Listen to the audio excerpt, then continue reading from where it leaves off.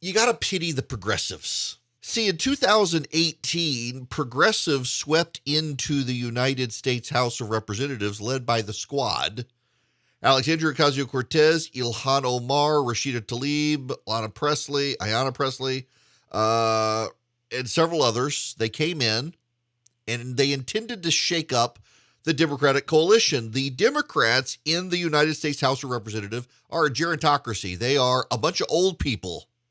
The average, put it to you this way, the average age, I shouldn't say that, for the median age of a Democratic chairman of a House committee is 10 years older than their Republican counterpart. Believe it or not, the Republicans in the House of Representatives are younger than the Democrats. Nancy Pelosi and Steny Hoyer and James Clyburn, the three ranking Democrats, are all over 80. It's not that way with the Republicans. And so in come a number of young progressive firebrands in 2018, swept in with an anti-Trump animus across the country. And they decide they got to shake things up. They decide they got to shake things up because the Democrats who are in charge have been in Washington for so long. These progressives believe they're out of touch with everyone else. And the progressives are surrounded by a bubble that includes a media bubble where young reporters who lean to the left are yes-queening these progressives. Yes, queen, yes. Every time Alexandria Ocasio-Cortez says tax the rich, yes, queen, slay, queen. The problem is multifaceted. These Democratic progressives have never been in the minority. They know not what it's like to be in the minority in Congress. They have no idea. Nancy Pelosi, Steny Hoyer, Jim Clyburn, they do. Remember, these people have been there for a while. They have been there when the Democrats controlled everything, a 40-year stretch. And they were there when they lost it all to Newt Gingrich. And they were there when they got it back in 2006. And they were there when they lost it again in 2010.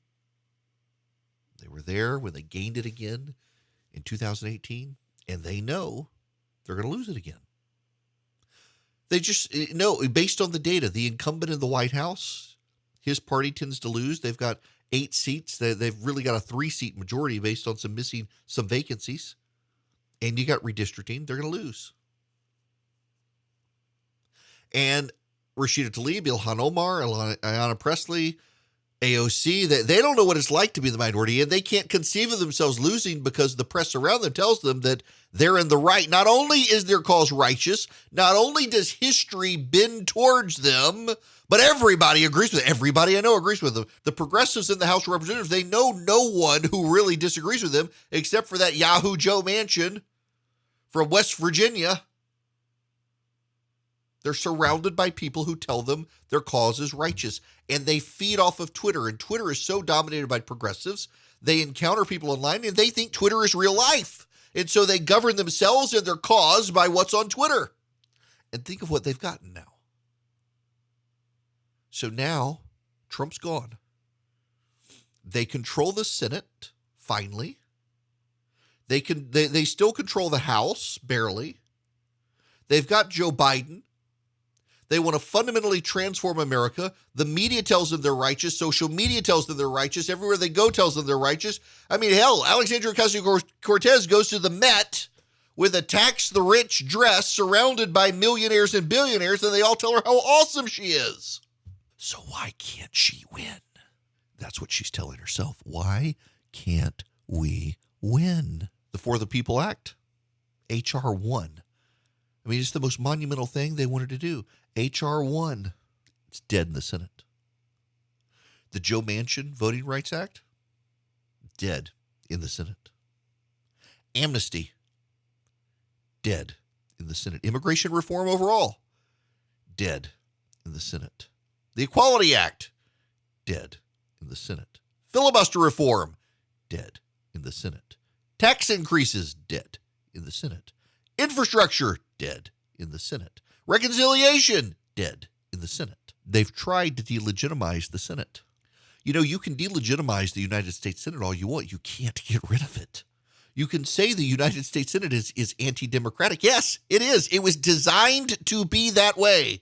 It is not a bug in the system. It is the system.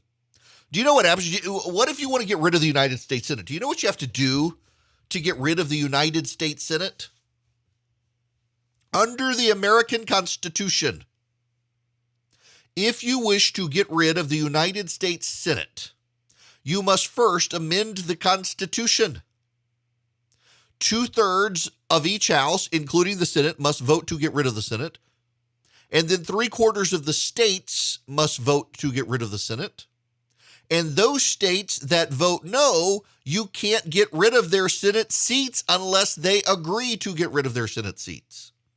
You can't get rid of the Senate unless you get rid of the American constitutional order as it exists, unless you blow up the American Constitution. And you see, this is where we are headed. Progressives can't get what they want, so they must delegitimize the American constitutional order, which is why they've moved to critical race theory to tell people that from the very beginning, 1619, not 1776, it was 1619. It's all a bunch of racists. The Constitution's racist. The Constitution is an illegitimate system. We've got to have a new constitutional convention. We've got to redraft the Constitution. That is the end game, because they're not getting what they want. The problem for them, though, is that elections matter and have consequences.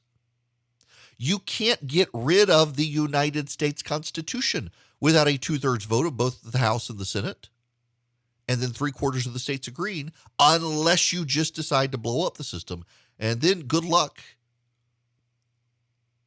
It's all the gun-toting conservatives out there who have the guns, and much of the military is with them. You're not going to destroy the system. What you're going to do is you're going to undermine the legitimacy of the system. You're going to cause more riots and more violence. You're going to cause further destabilization. But ultimately, what you're going to do is you're going to cause people to check out of politics. And when those people check out of politics because they think, well, screw this, we got to move to Canada, well, then you're going to reduce your numbers.